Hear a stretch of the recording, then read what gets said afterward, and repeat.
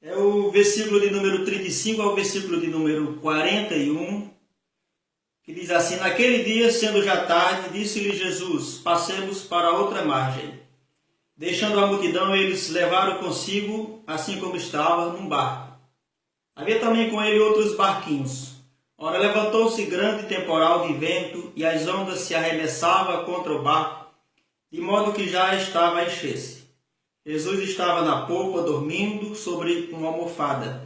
E os discípulos despertaram, dizendo: Mestre, não te dá que pereçamos? Ele, despertando, repreendeu o vento e disse ao mar: Cala-te, aquieta-te. Então o vento aquietou-se e houve uma grande bonança. Ele disse aos discípulos: Por que sois tão tímidos? Ainda não tendes fé? Eles sentiram um grande temor e diziam uns aos outros: Quem é este que até o vento e o mar lhe obedecem? Pois bem, Jesus, depois de pregar uma série de sermão à beira do mar da Galileia, se vocês pegarem o texto que antecede, o capítulo 4, você vai ver que tem a parábola do semeador, a parábola da candeia, a parábola da semente, a parábola do grão de mostarda, e enfim chega ao episódio da tempestade. Você vai perceber que Jesus, ele estava na beira do mar, e ele usava muito essa técnica de falar no barco, porque dentro do barco criava um espelho d'água, uma distância, uma espécie de uma plateia, onde o povo estava ali. E quando ele estava pregando, ele sentiu a necessidade de ir para o outro lado, e ele convida os seus discípulos para que atravessassem com ele para o outro lado. E a partir do versículo 35 do capítulo 4, nós vamos perceber que já era tarde e quando ele tomou essa iniciativa. Despediu a multidão e passou a atravessar para o outro lado. Mas também ia com ele ali outros barquinhos que seguiram ele. A multidão que pôde entrar nos barcos acompanharam ele. E num determinado tempo da viagem, eles foram surpreendidos por um pé de vento. E começou a fazer tempestade naquele mar.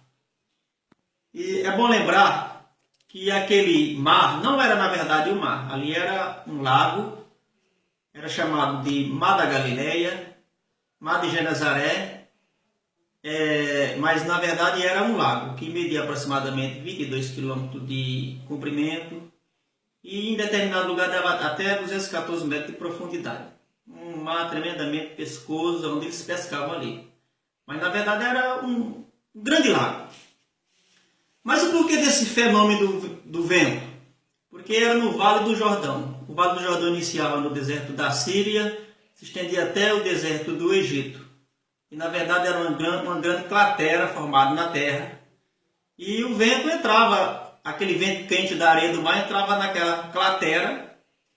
E à medida que ia caminhando dentro daquele vale, ia criando aquele turbilhão de vento e ficando grande, né? E era muito comum, naquela hora do dia, acontecer essas tempestades. E num desses dias, aconteceu exatamente com Jesus e os seus discípulos dentro do barco. O que eu aprendo? A primeira lição que eu aprendo aqui, e gostaria de passar para frente, na verdade, Jesus não foi pego de surpresa. Ele sabia que ia acontecer aquele vento. Primeiro, porque ele conhecia bem a região. Segundo, ele, embora era homem, mas também era Deus. Então ele tinha ciência das coisas. Aí a pergunta é, se Jesus sabia, por que Jesus conduz os discípulos a se encontrar com aquela tempestade? Primeiro ponto, porque a tempestade ela pode ser didática, ela ensina. A tempestade também ela pode ser uma correção, ela corrige. A tempestade também ela pode ser uma espécie de instrumento para nos adquirir força, fortalecer a nossa fé. Se eu e outras pessoas podem chegar ao conhecimento do porquê dessa tempestade, quanto mais Jesus. Então eu aprendo que A tempestade ela acontece na nossa vida porque o próprio Deus nos conduz até a tempestade. Por que eu creio assim? Porque Deus é soberano e Deus tem o controle de todas as coisas e nada acontece sem o controle absoluto de Deus.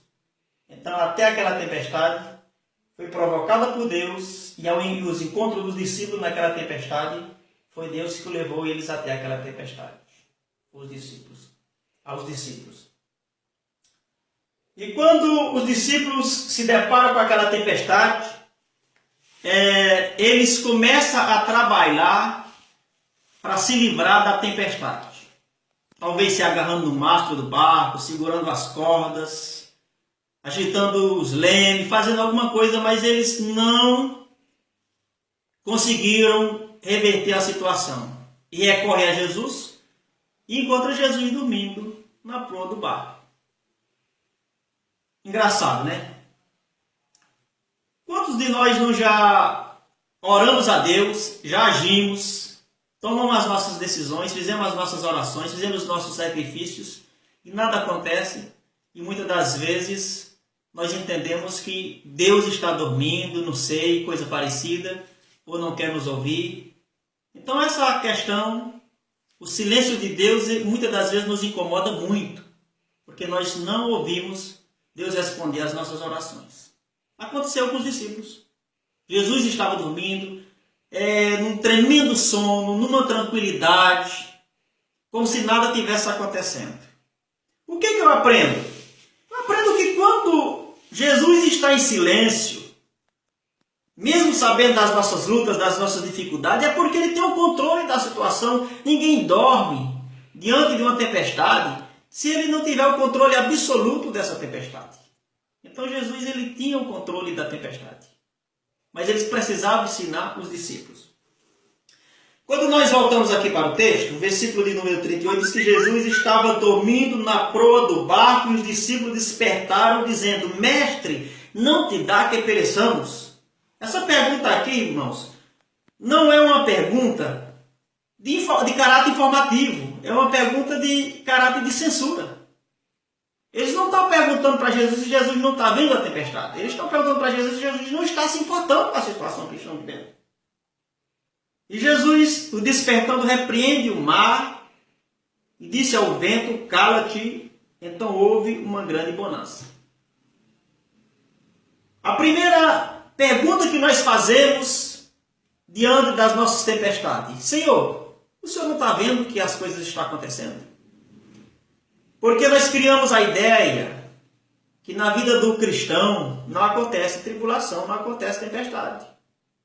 Nós criamos a ideia que nós aceitamos Jesus, acabou o problema, que o vendaval vai atacar na vida daquele vizinho xingador, daquele beberrão, mas na nossa casa, na nossa vida não vai acontecer. Mas é engano. A vida ela é como ela é, ela vai seguir como ela é. Vai acontecer tribulação na vida do descrente, tribulação na vida do crente. O crente vai adoecer, o descrente também vai adoecer. A tempestade vai acontecer na vida daquele crente mais fiel, que nós julgamos mais fiel, como também vai acontecer na vida daquele crente que nós julgamos pouco compromissado. Porque a tempestade é o curso da vida. E nesta vida não escolhe alguém para a tempestade alcançar. Mas eu quero dizer aqui, para encerrar essa breve reflexão, é que a presença de Jesus no nosso barco não nos isenta da tempestade. Certo?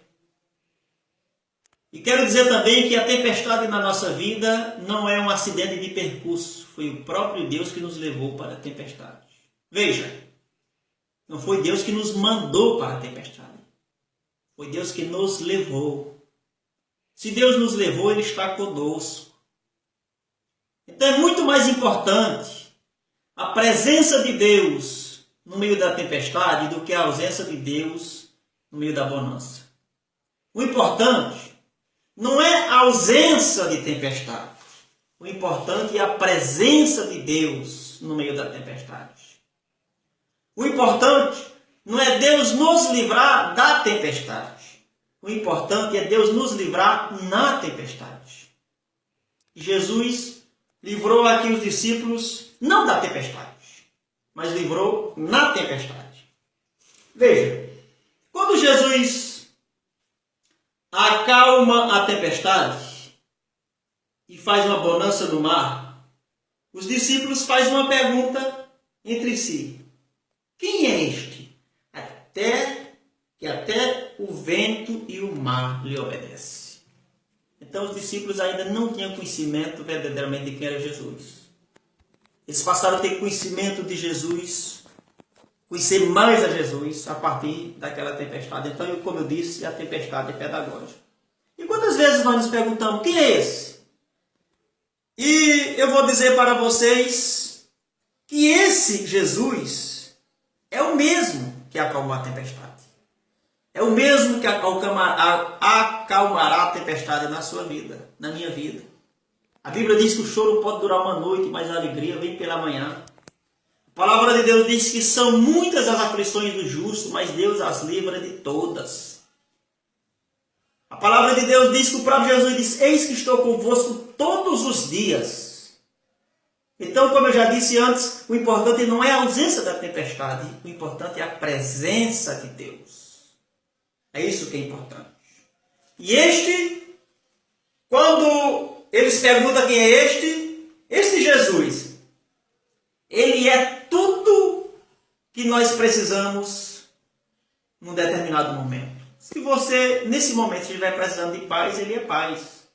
Se você, neste momento, estiver precisando de saúde, ele é saúde.